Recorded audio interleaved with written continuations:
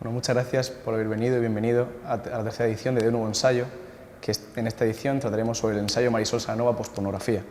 Está organizada por Zendea Guiasefi y colabora también el Consejo de Estudiantes de la Universidad de Murcia. Pues bienvenido, Eloy. Pues muchas gracias. Bueno, empezamos. Como sabes, De Nuevo Ensayo tiene como objetivo dar visibilidad al trabajo de jóvenes ensayistas e investigadores y a la vez crear las condiciones de posibilidad para el debate sobre los temas que ellos abordan en su obra. Queremos saber tu opinión acerca del ensayo en España y del trabajo de las jóvenes generaciones en este tipo de trabajo. Bien, por pronto yo creo que este es un proyecto muy válido y muy necesario. Yo diría que las dos últimas generaciones de ensayistas, nacidos entre principios de los 80 y principios de los 90 ya, han sido los primeros que han dado a conocer su trabajo por medio de los blogs, lo cual no es solo una cuestión de forma, sino también de dinamismo, de interrelación entre ellos. Eso quiere decir que así como los escritores de la generación anterior hicimos nuestro aprendizaje en público, que hay una parte de aprendizaje que siempre se hace en público, colaborando en revistas culturales del estilo de las que existían en los años 90, pues los autores de la última generación, que cada cual son de su padre y de su madre y sin generalizar, esto los hemos conocido en primer lugar por medio de los debates en blogs, en segundo lugar por medio de las discusiones en Facebook, de modo que cuando leemos sus primeros textos no tenemos la impresión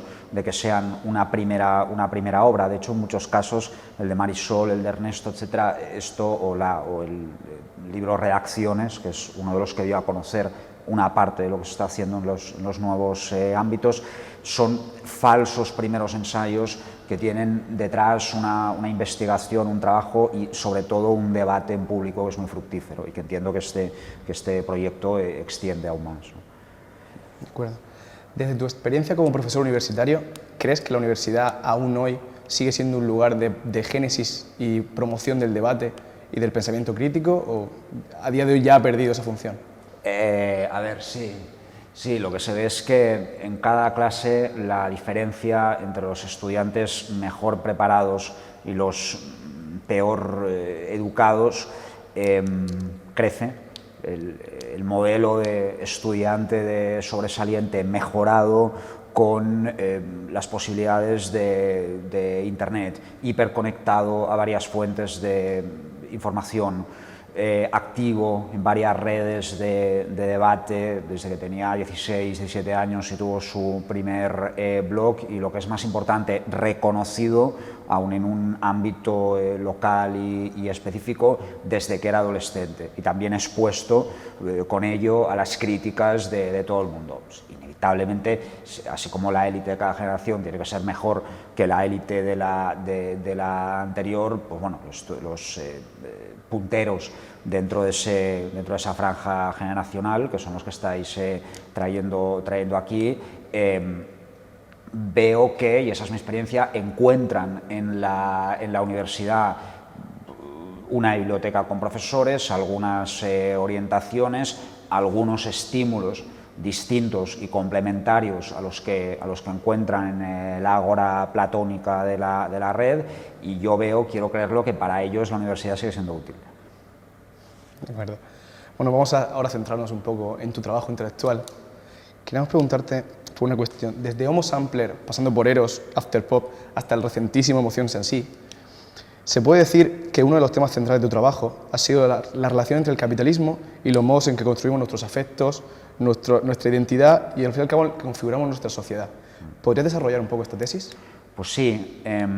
Los sentimientos son nuevos. Si esa frase suena idealista, la matizaré diciendo que lo son porque no son la expresión de una interioridad irreductible, de una privacidad única, sino porque constituyen la galvanización o el precipitado de los elementos financieros, biopolíticos y discursivos de cada momento histórico.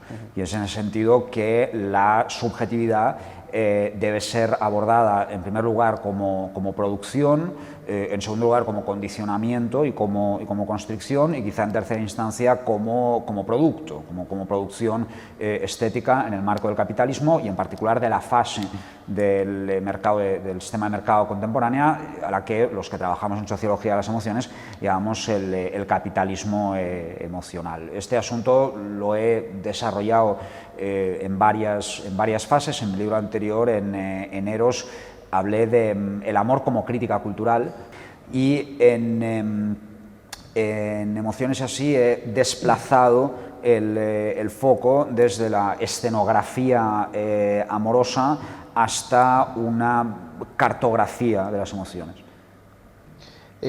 A lo largo de tu obra, tus referencias al porno no son escasas.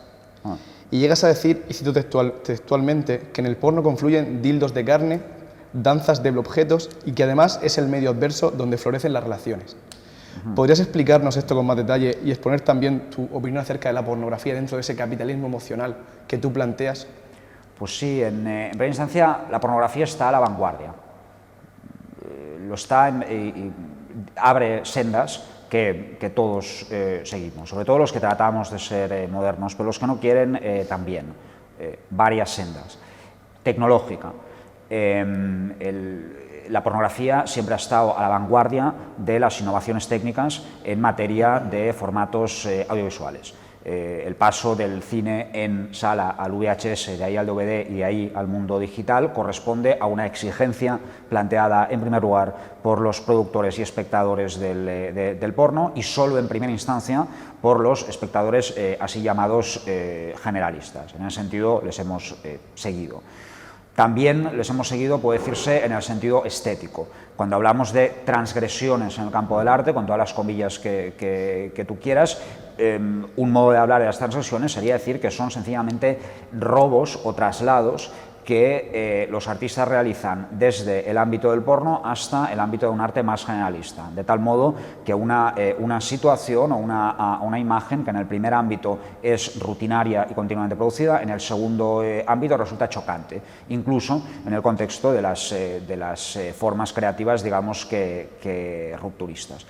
En tercera instancia, el porno es innovador o contiene una potencialidad innovadora porque, en efecto, hay modos de relación, de subjetivación, modos emocionales y prácticas eróticas, consideradas en toda su dimensión cultural, que en efecto se van a plantear en primer lugar en la pornografía y son en segunda instancia en el mainstream sexual, por aquí decir. Y aquí, evidentemente, hay que trazar la distinción que Marisol deslinda muy bien en su libro, entre porno tradicional, convencional, heteronormativo y heterogañán, y nuevas modalidades y nuevas carnes sexualizadas. Esas nuevas carnes y esas estéticas de la nueva carne nos prometen la libertad. La libertad, por supuesto, de los cuerpos y de los flujos, pero también de las mentes y de las relaciones. Y en el debate de esta tarde, una de las cosas que me propongo hacer, y seguro que saldrá por otro lado, es evaluar cuál es el estatus de esa promesa de libertad, en cuál podemos creer y en cuál no, en cuál somos idealistas y en cuál somos justamente pragmáticos, cuál es su dimensión política, la de esa libertad, y cuál funciona a nivel de la convicción psicológica, de que si yo entro ahí, me parece a mí que seré más libre. Por ahí va el debate, creo. Bueno, ya centrándonos un poco en el tema al que dedicamos esta tercera edición de Nuevo Ensayo, queríamos conocer, bueno, en su libro Marisol apunta que la pospornografía como movimiento artístico tiene una importante carga crítica en lo referente a cuestiones de identidad de género, ligándolo incluso con la teoría queer o transgénero. ¿Crees que es posible encontrar también en la pornografía heteronormativa tradicional una dimensión crítica o subversiva de las relaciones sociales imperantes, como ocurre en los inicios de la modernidad, donde la pornografía, pensamos por ejemplo en el Marqués de Sade, tenía un valor crítico importante? ¿O más bien sucede, como tú mismo te preguntas, que el capitalismo pueda joderlo todo? De las dos cosas que has dicho, desde luego la primera. Sería una cosa que resulta divertido hacer en este contexto es reconstruir la imagen de pornografía tradicional heteronormativa a partir de los textos, de los textos queer. Sería muy divertido que una persona que nunca hubiera visto porno de la productora Serena o de Private empezar a imaginar lo que es a partir de la definición negativa y oposicional que esos textos dan, porque esa definición es siempre en alguna medida justa y atinada, pero también inevitablemente caricaturesca, porque el porno tradicional se acaba convirtiendo en un elemento de oposición necesario para definir las prácticas pospornográficas, lo cual implica también, y este es uno de los peligros conceptuales con los que nos enfrentamos todos los que trabajamos en este ámbito, que como sucede con todos los posts, se defina una posterioridad activa, dinámica y en transformación histórica permanente por oposición a un elemento inamovible. Ese porno heterogañán, bien sea el de Ron Jeremy, bien sea el de Rocco Siffredi, pero ya lo creo que el porno heterogañán se ha ido transformando enormemente. No hay más que ver lo que ha pasado con revistas como Primera Línea, que hace 10 años era una representación o representaban por antonomasia esa supuesta visión del porno, de modo que si yo tuviera un hermano mayor habría crecido haciéndose pajas con eso, y de pronto yo ya me puedo hacer pajas con una historia completamente distinta, con una revista en la que colabora gente vinculada al posporno como Gabriela Wiener, donde sale una concepción del cuerpo femenino y un tipo de iconografía que ya tiene mucho más que ver con el arte contemporáneo inspirado por la estética queer, etc. Por tanto, sí, una de las tareas pendientes en los que tenemos pendientes, todos los que trabajamos en ese ámbito, es la peligrosa tarea de hacer de abogado del diablo y salvar lo que cabe salvar en Private. Bueno, quisiéramos también conocer tu opinión sobre pospornografía, el ensayo de Marisol Salanova, sobre todo sobre el enfoque que Marisol ofrece sobre la cuestión del posporno como movimiento artístico o sus relaciones con el feminismo y la teoría queer o transgénero. Por otra parte, además queremos saber qué opinan del lugar que ocupa hoy el posporno como problema y cuál es su dimensión política. Bien, hay libros que son interesantes, aunque no se acaba de saber a qué vienen, y los hay que son oportunos. El de Marisol corresponde a esta segunda categoría. En primer lugar, porque su elaboración en esas 80 páginas de muy bien sintetizada información y argumentación recoge bien, a mi entender, los deslindes conceptuales que llevan al posporno y a algunas de sus prácticas principales, y traza un itinerario muy sensato y muy aclarador que recorre, por una parte, la tradición biopolítica Foucaultiano-butleriana que constituye en cierta medida la fundamentación de esas prácticas, y luego su praxis, los ejemplos los antecedentes en los años 70, el camino que varía, digamos, desde Annie Sprinkle hasta Diana Junyent, pasando por otros casos relevantes. Digo además que viene a cuento porque en ese terreno ya se habían escrito los textos autobiográficos o autofictivos que explican cómo es y qué se siente cuando se hace posporno, y es interesante, y creo que es revelador que los primeros libros que han hablado de ese asunto en España están escritos desde esa perspectiva, y como ya había varios y eran conocidos, y Marisol los comenta en su libro, sí, había ya una demanda para que hubiera un texto conceptual y aclarador, académico de espíritu y divulgador de vocación, como el que ha hecho Marisol. Respecto a la segunda parte de tu pregunta, tal como Marisol lo plantea, el posporno es una praxis política que no puede ser separada de un sector del pensamiento de izquierdas vinculado a la teoría de género, a la teoría queer, etc. En ese sentido, se entiende que la pospornografía es también una utopía política. Quiero decir, es la utopía encontrar un lugar en el que se encuentren varios sectores del pensamiento de izquierdas que suelen estar distanciados por el narcisismo de las pequeñas diferencias, que es un problema grave en el caso de la izquierda en general y gravísimo, extremadamente grave en el caso de la izquierda, española. Y los problemas y diferencias que tienen entre sí personas que están de acuerdo en un 95% de las cosas y que acaban a hostias por el otro 5%, intentan resolverse en el arte, en la creación artística. Y esto creo que ocurre con el posporno, como ocurre con ciertas modalidades de la novela realista o del cine de denuncia. A partir de ahí, la potencialidad de la post-pornografía como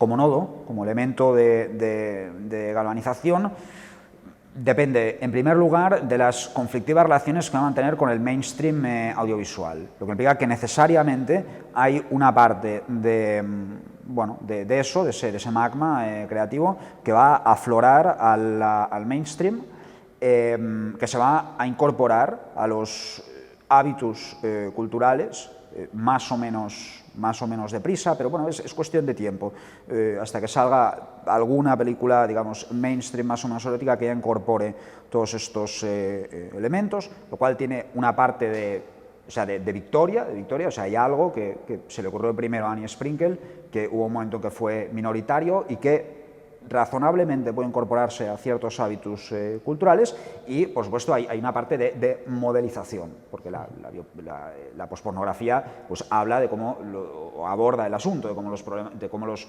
cuerpos son controlados y modelizados y sus propias propuestas van a ser modelizadas. Puesto que eso va a ocurrir, como es un proceso cultural que ocurre con cualquier propuesta, digamos que rupturista, que surge el underground y luego sube, yo procuraría darle más importancia al primer elemento que al segundo. Es decir, yo no daría por sentado que existe tal cosa como una pureza destilada del post-porno que solo se encuentra en algunas películas muy particulares que ponen la muestra marrana o en los festivales de post-porno, y que cuanta más gente llegue a eso, entonces se va a banalizar. No, muy al contrario. Precisamente si algún, digamos, problema o si alguna limitación se está encontrando en las prácticas pornográficas es que los que vamos a ver performances, actos o películas estamos de acuerdo, asistimos a un ritual en el que reafirmamos convicciones que ya existen. Es una misa pagana, nunca te encontrarás a nadie que de pronto se levante y diga pero qué horror, esto me ofende, yo me voy y llamo a la policía. Eso no ocurre. Debiera ocurrir, hombre, no estaría de más. Debería entrar en esa sala alguien que no esté de acuerdo con eso. Y bueno, la única manera es abrir la sala, y si eso implica en algún momento comercializarlo, pues bien comercializado está. Sí, uno de los problemas que abordaba el epílogo crítico de Ernesto Castro es justamente eso. Si reducimos estas prácticas artísticas al ámbito del museo, al final ningún conservador va a ir, con lo cual no es realmente hasta qué punto escandalizamos a alguien. La cuestión política que podía tener ese problema que tú bien has analizado.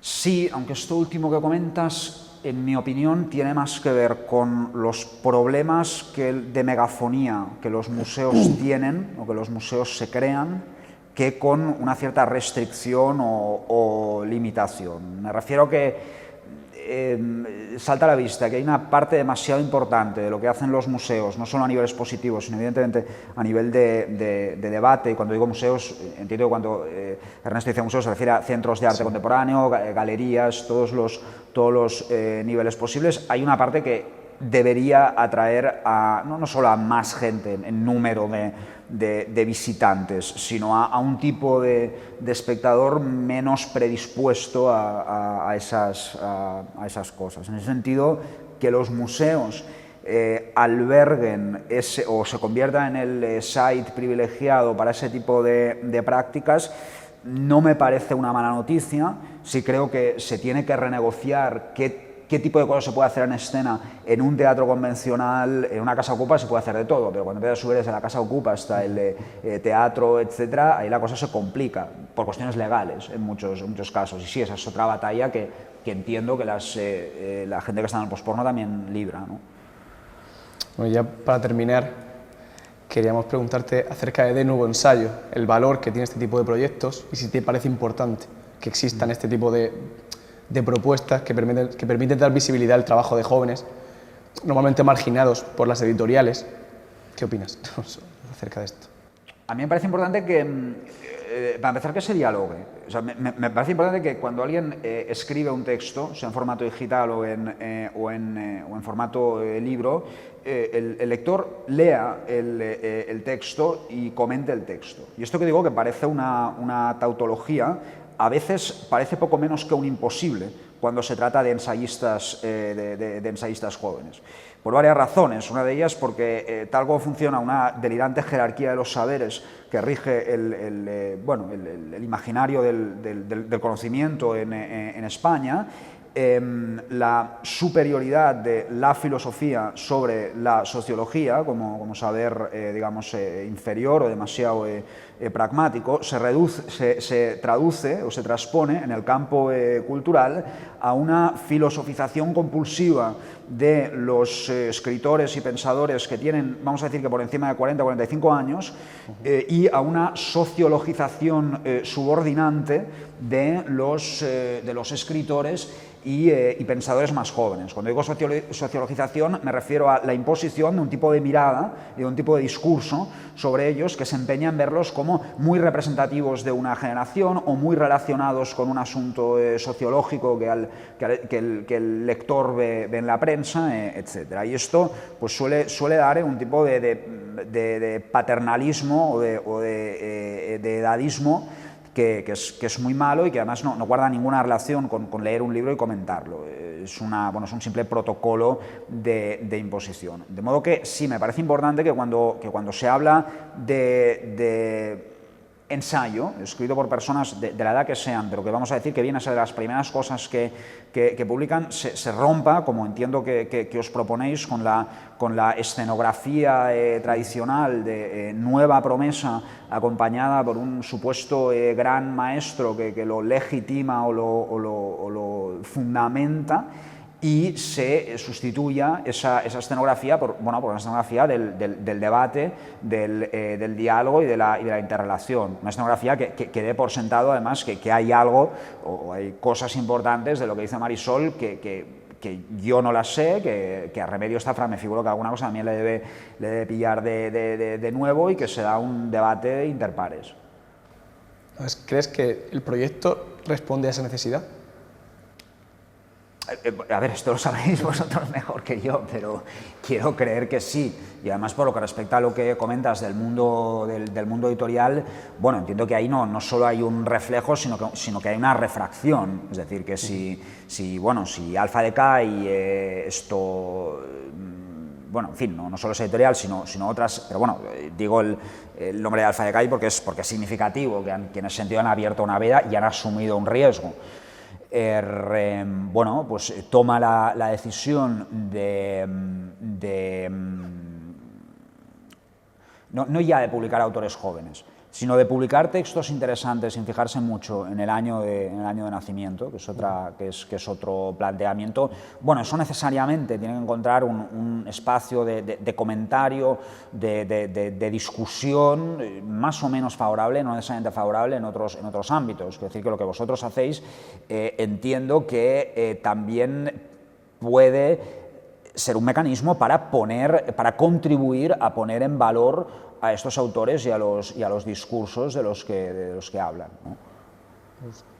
Muchas gracias por haber asistido, por haberte prestado a esta entrevista y asistir a la tercera edición de Nuevo Ensayo, de parte tanto de Zendeac como de ASEFI y de mí mismo como entrevistador. Muchas gracias, Eloy. Gracias a ti.